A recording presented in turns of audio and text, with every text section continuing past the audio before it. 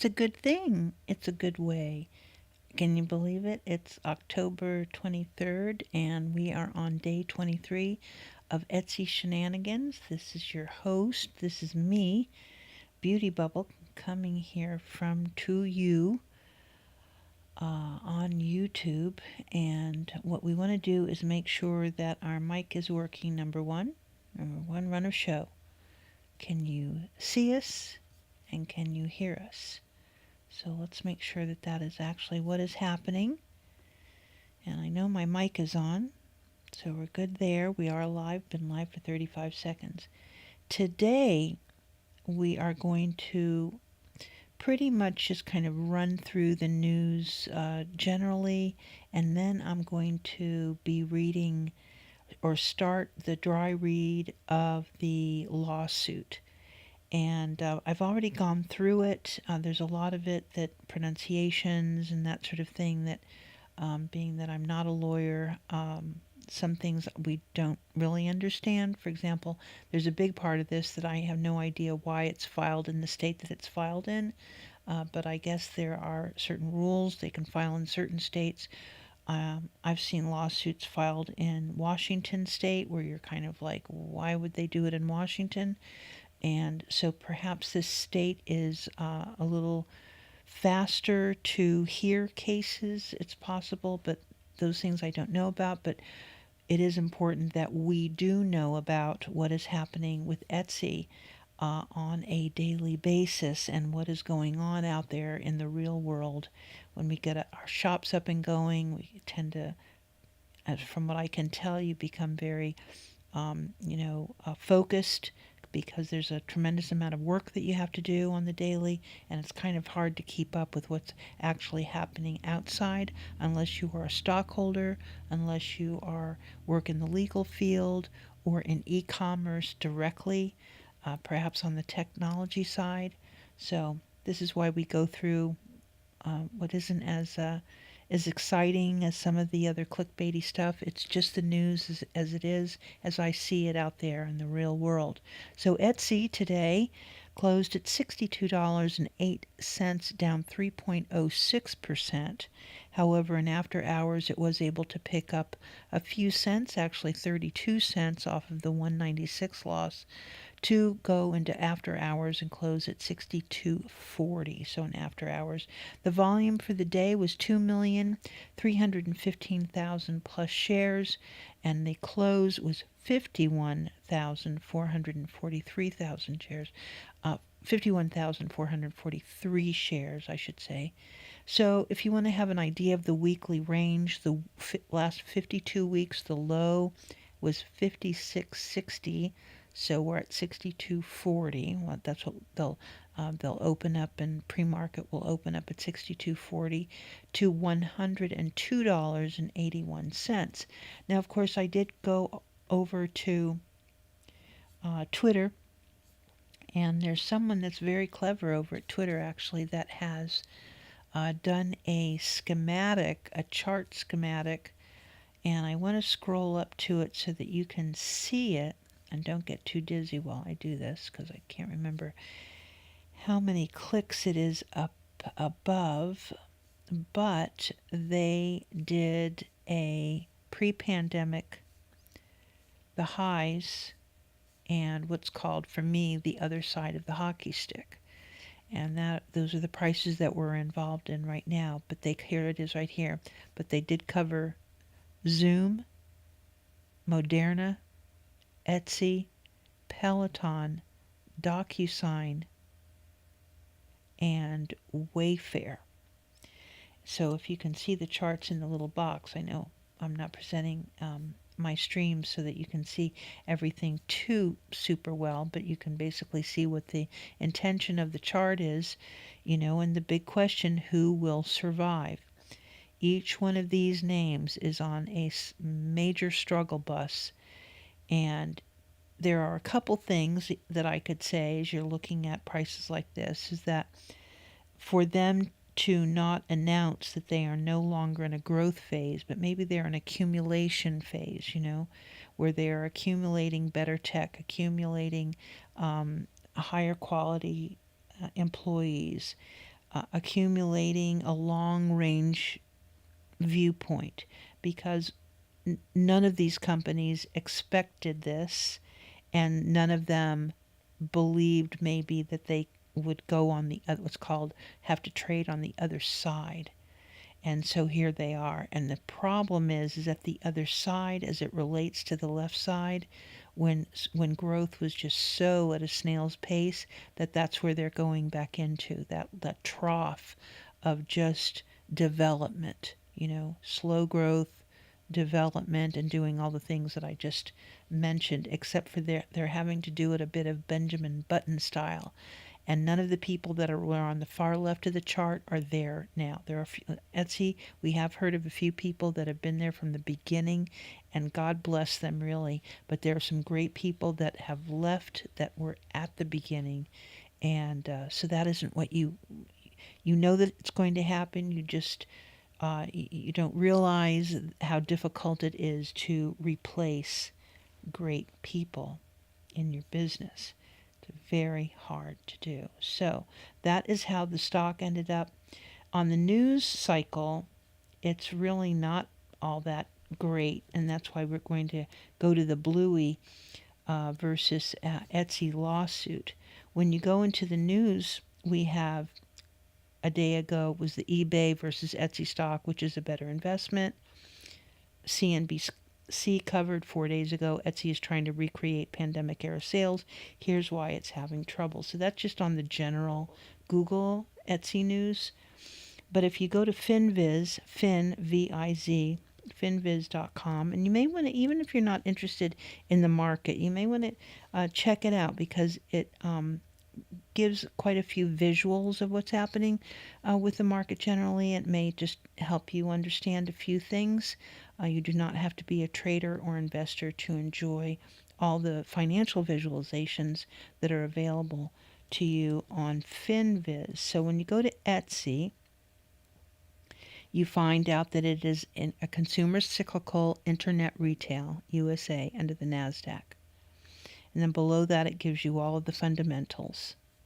And below that, it gives you that the stock has been downgraded, and it has been downgraded by Loop Capital, JMP Securities, and Morgan Stanley since April.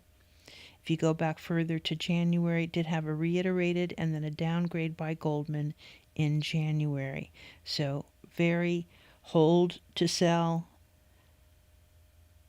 These are the changes, the rating changes. It went from a hold to a sell, from a market outperform to market perform, to equal weight to underweight. And then back in January for Goldman, it was a buy to neutral with price target changes.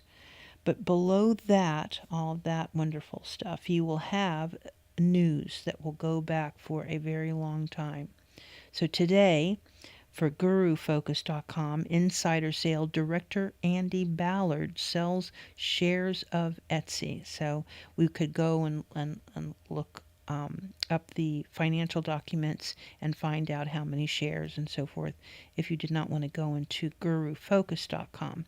Next, Amazon is magnificent, but is this e-commerce stock a no-brainer buy on the dip? Motley Fool. And then the story that I told you about, the Women's Wear Daily story that was posted on Yahoo May 18th.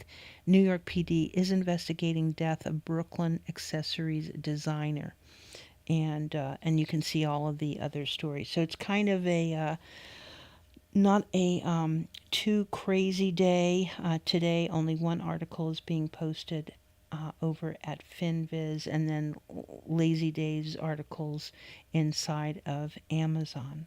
Okay, but as I'm poking around, as it would be, I found out that in the United States District Court for the Northern District of Illinois Eastern Division, the BBC Studios Distribution Limited, which owns Bluey, is suing a list of partnerships and unincorporated associations identified on Schedule A, and one of them is Etsy. People that have registered, created, copyright Bluey do not want those items that are being sold on Etsy to exist on the platform. And I will go back into search today. Yesterday it was 47 Bluey items that are still in Etsy. Remember, and if we actually get to read through this lawsuit, this is no joke. Why there would be one thing that is an Etsy pick, Etsy's pick, and a star seller that sells Bluey, that is insane. There would be no reason that this company, speaking of Etsy, cannot put a full-blown banner. If it cannot get after each one, fine enough, then you need to put a banner. There needs to be a stern warning. You have to do warnings, not policing, warnings. And if people don't abide by the warnings, then they have to go elsewhere. Because this suit, in my opinion, only because Bluey was in the Macy's Day Parade, and Bluey was was Bluey ahead of Blue Cat or right behind Blue Cat? So Bluey be a big deal. If you saw the people screaming out Bluey's name to get Bluey the balloon now, Bluey's attention, you're not living, because this is a very popular piece of cartoonery that is in every kind of thing, in toys. In fact, let me just find the word toys. Okay, there's just the IP itself, okay, just the drawings and the characters. And we'll go through some of the characters. All the characters are in the lawsuit, by the way. And there are many. How many can you name? Bluey, Bingo, Bandit, Chili, Muffin, Jack Russell, Rusty, Lucky, Mackenzie, Indy, Honey, Coco, Snickers, Chloe, Judo, Jean-Luc, the Terriers, Socks, it goes on, Missy, Buddy, Calypso, Winton, Uncle Stripe, Aunt Trixie, Nana, and Granddad.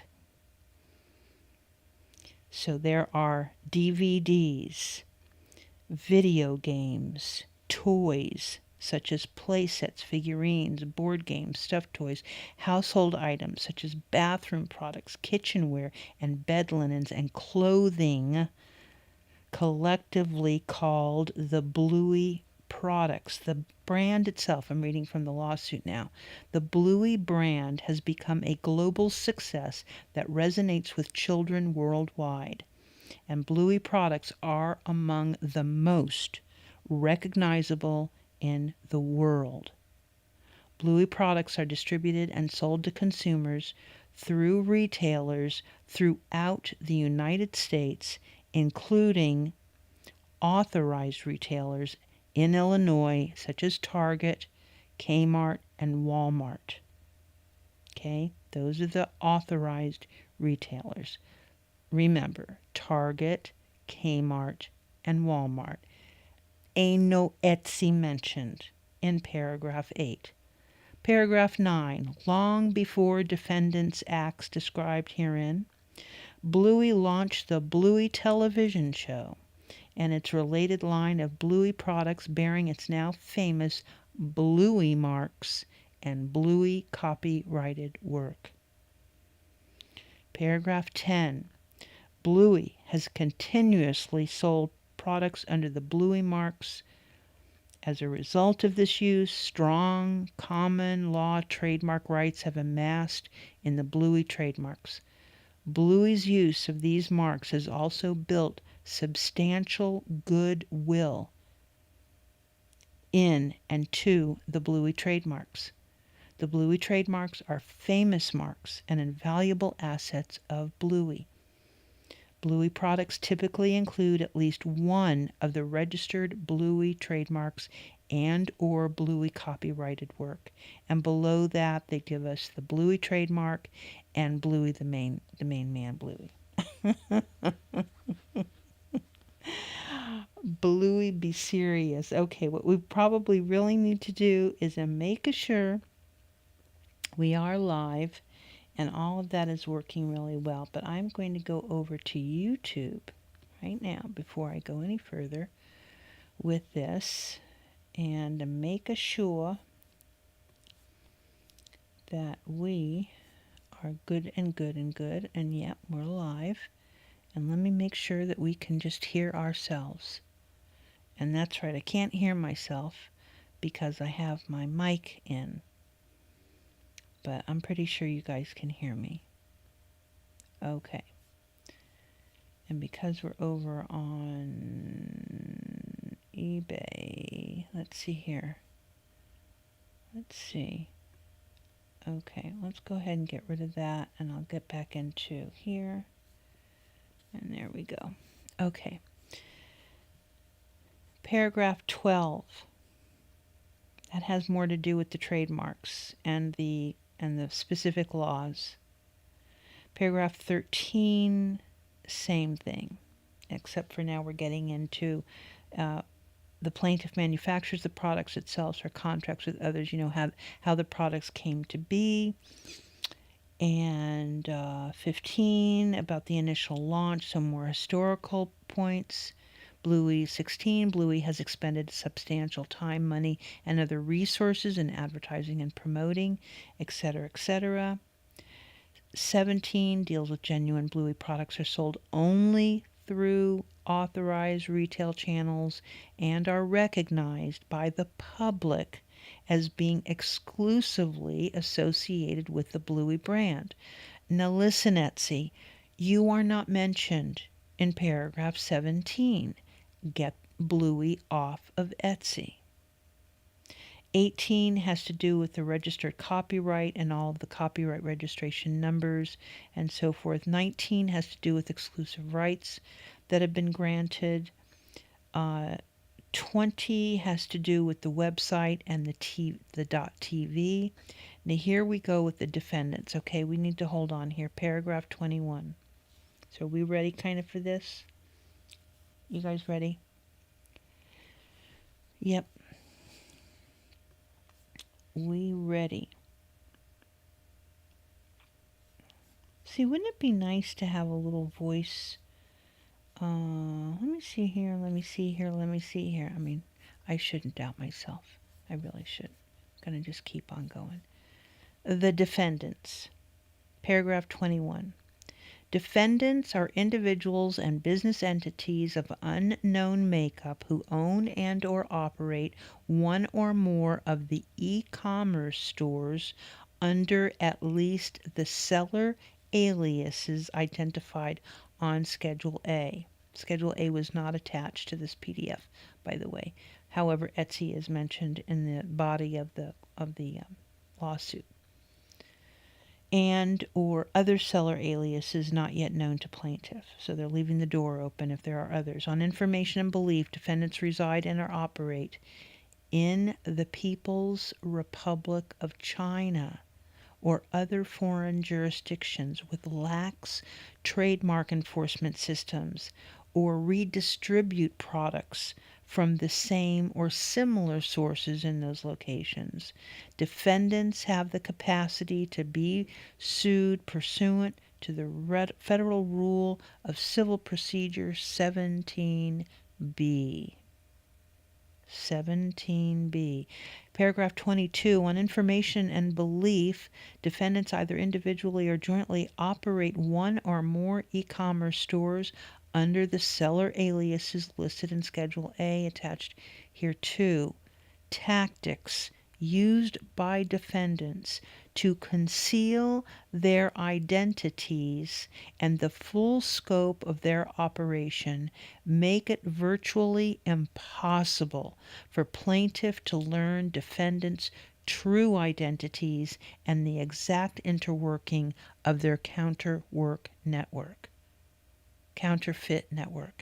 If defendants provide additional credible information regarding their identities, plaintiff will take appropriate steps to amend the complaint. So they want to be decent people. I'm going to give people a chance. if defendants provide additional credible information regarding their identities, plaintiff will take appropriate steps to amend the complaint. Paragraph 23 deals with Section 4, defendants' unlawful conduct. The success of the Bluey's television show and brand have resulted in significant counterfeiting of the Bluey trademarks and copying of the Bluey copyrighted work. Consequently, plaintiff has a worldwide anti-counterfeiting program and regularly investigates suspicious e-commerce stores identified in proactive internet sweeps and reported by consumers. In recent years, plaintiff has identified many fully interactive e-commerce stores offering unauthorized Bluey products on online marketplace platforms. Are we ready to go with the platforms? Such as Amazon, eBay, AliExpress, Alibaba, Walmart, Wish.com, Etsy, DHgate, and Temu, including the e-commerce stores operating under the seller aliases. The seller aliases target consumers in this judicial district and throughout the United States. Listen, the seller aliases target consumers.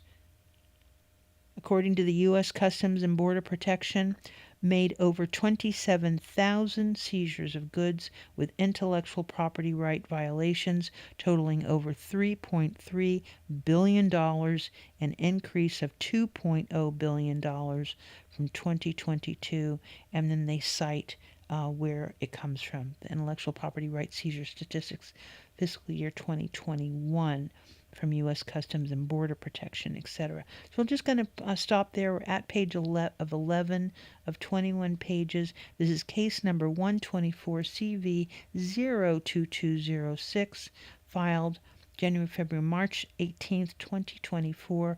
We're going to leave things at page 11. And there we go. So this has been day 23 of Etsy Shenanigans. The Bluey versus Etsy has been the focus tonight. I want to thank you so much for stopping by. This has been your host, me, aka Beauty Bubble. Make sure that, just so that you know, the reason we've been going live every day, it's a challenge going live every day in May. And as I know in my heart that if the real challenge is to do it on the first day of the next month. That's the real challenge. Can you just keep doing it, going live every day, keep getting better, make just however you can do it. I know everyone is really busy. How people do it and put on a good show only takes time and experience and obviously belief and being able to modify things as well, because it has to be enjoyable for me at a certain, I don't even know what percentage. I'm going to say probably has to be enjoyable for me at about 40%, because that gives me a lot of room to grow. But it has to be enjoyable for you 100%. So those odds are really, really tough. If you come across, give me a follow. These are the things that cost you nothing. A thumbs up costs you nothing. The thing that would cost the most is for you to plunk in a little piece of chat to say hello and howdy ho. All right, so that's it. We will talk to everyone tomorrow. Bye-bye now.